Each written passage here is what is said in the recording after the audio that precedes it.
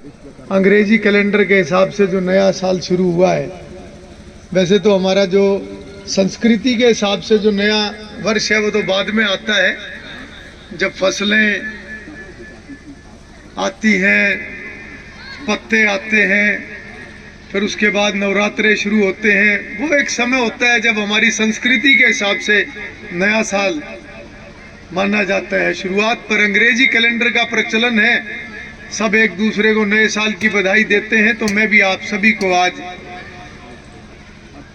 नव वर्ष की शुभकामनाएं देता हूं, और ये आने वाला समय आप सबके लिए बहुत मंगलमय हो, पूरे क्षेत्र में सुख शांति बनी रहे और आप सब आगे बढ़े, उन्नति करें, ऐसी मेरी भावना है, ऐसी मैं प्रभु से कामना भी करता हूं। आज हमारे गांव में प्रधानमंत्री नरेंद्र मोदी जी और मुख्यमंत्री मनोहर लाल जी जो चाहते हैं कि समाज के हर वर्ग का लाभ हो, सबको सरकार की योजनाओं का लाभ मिले, विकसित भारत संकल्प यात्रा ये गांव-गांव में जारी है, ताकि हर गांव में जाकर लोगों को हर योजना की जानकारी मिले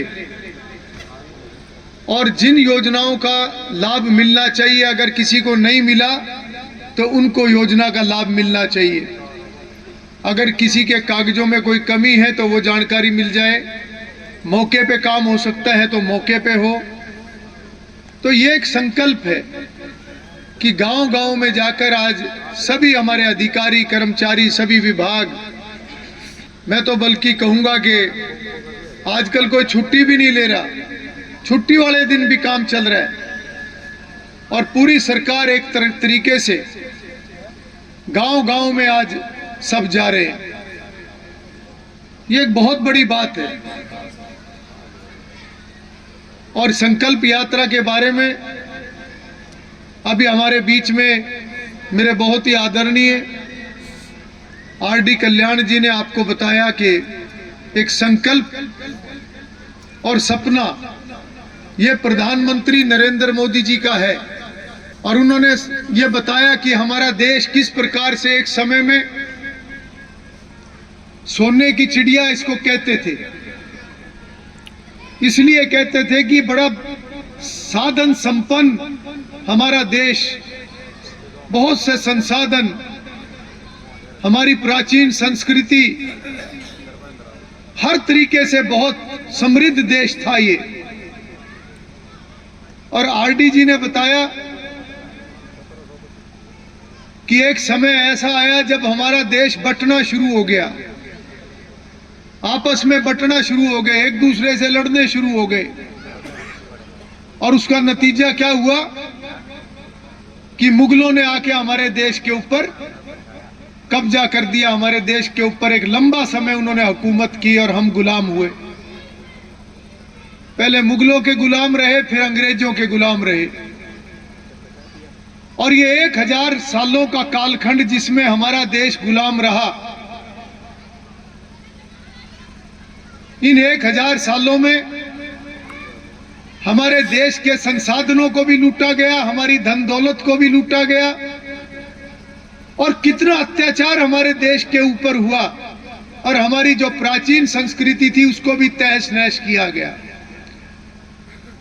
हम आज भी कई बार इस बात को महसूस करते हैं कि हम कई बार छोटी छोटी बातों में उलझ जाते हैं, कई बार बहुत छोटी बातों का बहुत बड़ा विषय बन जाता है, बड़े मुद्दे बन जाते हैं, हम आपस में बंट जाते हैं। बात बहुत छोटी होती है पर हम आपस में बंट जाते हैं। ऐसे ही कभी हमारा देश जब बंटा होगा, उसके बाद 1000 साल तक गुलाम रहा। अब 76 साल से हमारा देश आजाद है और दोबारा उस दिशा में आगे बढ़ने का प्रयास कर रहे हैं, क्योंकि आजाद तो हो गए, पर क्या वापस उसी ऊंचाई पर देश पहुंचेगा कि नहीं पहुंचेगा? आज ये संकल्प प्रधानमंत्री नरेंद्र मोदी जी का है और यही शपथ हमें आज आरडी कल्याण जी ने अभी दिलवाई है। यह शपथ प्रधानमंत्री जी ने ली है और हम सब भी आज प्रधानमंत्री जी की शपथ के साथ हम भी अपने आप को आज जोड़ने का काम कर रहे हैं। और उसमें यह भी बताया गया कि 2047 तक यह देश दोबारा आत्मनिर्भर हो। आत्मनिर्भर का मतलब है कोई गरीब ना रहे, सब अपने पैरों पर खड़े हो। हम पहले देखते थे कि मुंह देखमा, किसी का कोई योजना का लाभ मिल गया, किसी को छोड़ दिया। हमारे बीच में चेयरमैन साहब बैठे हैं, हैप्पी गुप्ता जी, सुभाष कश्यप जी बैठे हैं, सत्यवान जी बैठे हैं, सरपंच साहब ने भी अपनी बात रखी, सभी कामों का भी जिक्र किया और आने वाले दिनों में भी जो काम और गांव में होने हैं उनके बारे में भी उन्होंने जिक्र किया। जो काम हो गए, जो होने वाले हैं वो भी होंगे। मैं आपको विश्वास दिलाता हूं कोई काम रुकेगा नहीं। कोरोना की वजह से थोड़ी रुकावट जरूर आई थी, हर काम होगा। जो आप सोच रहे हो उससे बढ़ के होगा। समय लगेगा, संयम रखना पड़ेगा क्योंकि योजनाएं सरकार ने सब बना दी। मैं बात अभी कह रहा था कि एक समय हमने देखा कि मुंह देखमा लोगों को योजनाओं का लाभ दिया जाता था।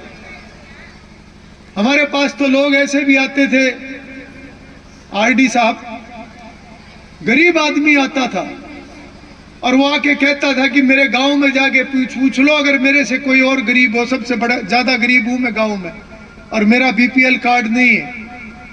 और फिर उसके अंदर से एक और दुख निकलता था और वो साथ साथ ये भी कहता था कि फलाना आदमी मेरे गांव में है, उसकी कोठी देखो जाके, उसका बीपीएल कार्ड बना हुआ है। इस प्रकार से हर गांव से लोग आया करते थे जब हमारी सरकार बनी। और 2014 में जब नरेंद्र मोदी जी देश के प्रधानमंत्री बने, मनोहर लाल जी देश के हरियाणा के मुख्यमंत्री बने, तो उस समय में जब हम इन बातों को देखा करते थे, सुना करते थे, तो वास्तव में पीड़ा हमें भी होती थी। और मैं अगर आज याद करूं तो हमारी विधानसभा में लगभग 100 गांव हैं। हर गांव से 2, 4, 5, 10, 15 ऐसे आया करते थे। और पूरे हलके का अगर मैं हिसाब लगाऊं 100 गांव का, तो अंदाजा मान के चलो कि 500, 600, 700, 800 लोग मेरे पास आए होंगे। हमने भी उनके नाम लिखे हुए थे कि कभी मौका लगेगा तो इनका बीपीएल कार्ड बनवाएंगे, पर ऐसा कोई प्रावधान नहीं था। और यही कारण है कि जब प्रधानमंत्री नरेंद्र मोदी जी ने 5 लाख तक का मुफ्त इलाज ये योजना शुरू करी और जिन बीपीएल कार्ड धारकों का, जिनका मकान टूटा हुआ, कच्चा कड़ियों वाला या कंडम था, उनको नया मकान देने की बात की, तो वास्तव में बहुत सारे गरीब लोग रह गए जिनको योजना का लाभ नहीं मिला। क्यों नहीं मिला? उनको मिला जिनका पुरानी लिस्ट के अंदर नाम था, और जिनका नाम नहीं था उस लिस्ट में मगर वो गरीब भी थे, उनको योजना का लाभ नहीं मिल पाया। और वहां से हरियाणा प्रदेश में परिवार पहचान पत्र की एक शुरुआत हुई, फैमिली आईडी की एक शुरुआत हुई, क्योंकि हर विधानसभा से 500, 700, 1000 इस प्रकार के नाम मुख्यमंत्री जी के पास भेजे गए कि हमारे हलके में इतने गांव के अंदर इतने लोग आज भी इतने गरीब हैं मगर उनका बीपीएल कार्ड नहीं है, वो वास्तव में बहुत गरीब है। तब मुख्यमंत्री जी ने भी एक संकल्प लिया कि हम किसी भी गरीब को किसी योजना का लाभ मिलने से वंचित नहीं रहने देंगे। हर घर के अंदर हम योजनाओं को पहुंचाने का काम करेंगे।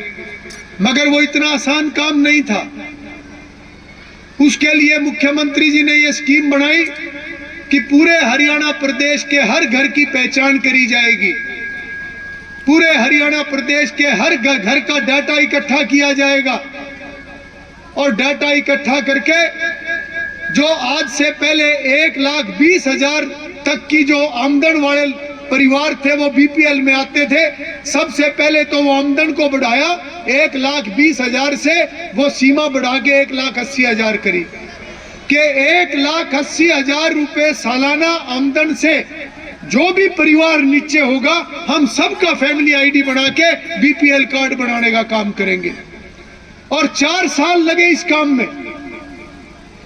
4 साल के बाद ये काम पूरा हुआ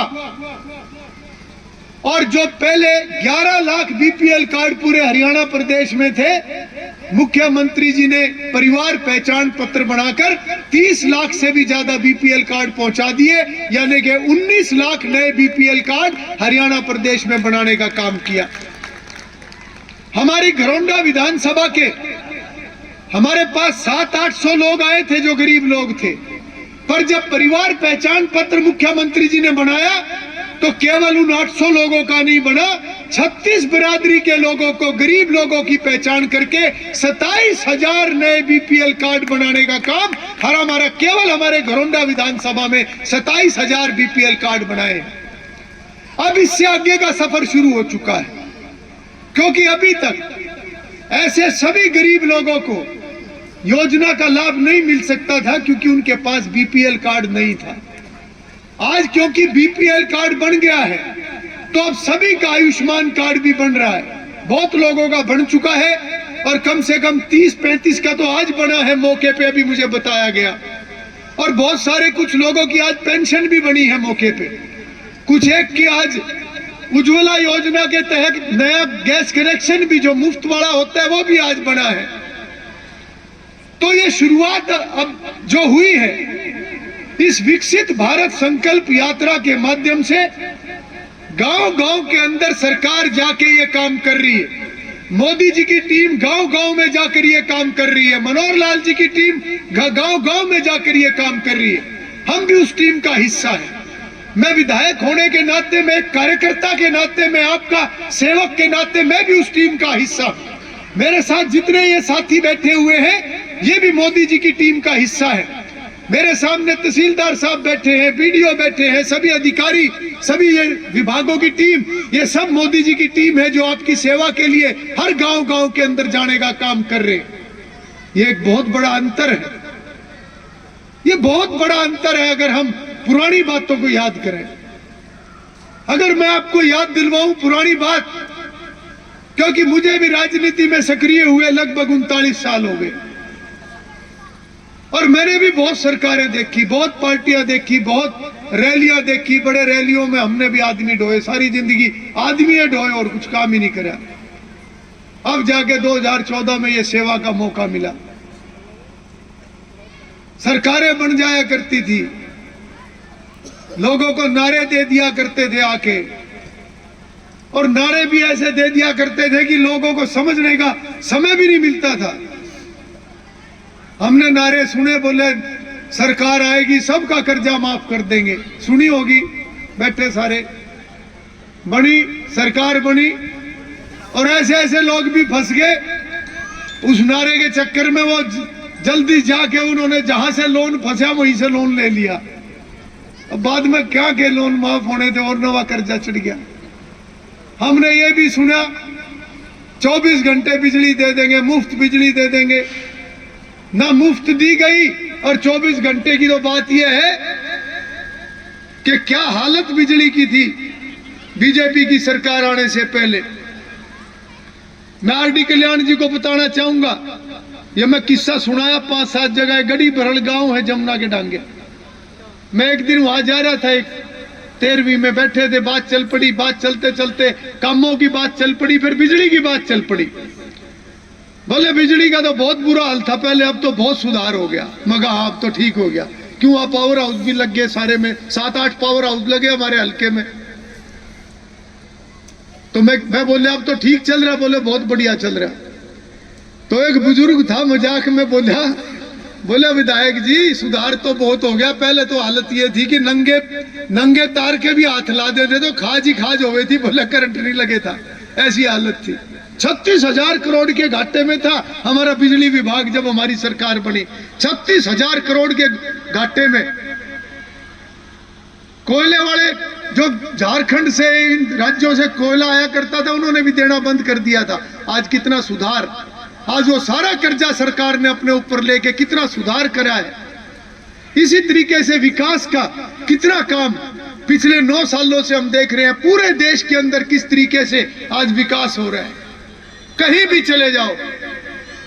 आज बुनियादी ढांचे को मजबूत करा जा रहा है, क्योंकि बुनियादी ढांचा जब मजबूत होगा तब देश तरक्की करेगा। जब देश तरक्की करेगा तब हमारा नौजवान भी आगे बढ़ेगा, कोई अपना काम करेगा, किसी को रोजगार मिलेगा, किसी को नौकरी मिलेगी, किसी को प्राइवेट में मिलेगी। और जहां तक सरकारी नौकरियों का सवाल है, भाई सरकारी नौकरियां भी आज सारी की सारी समाज को दे दी।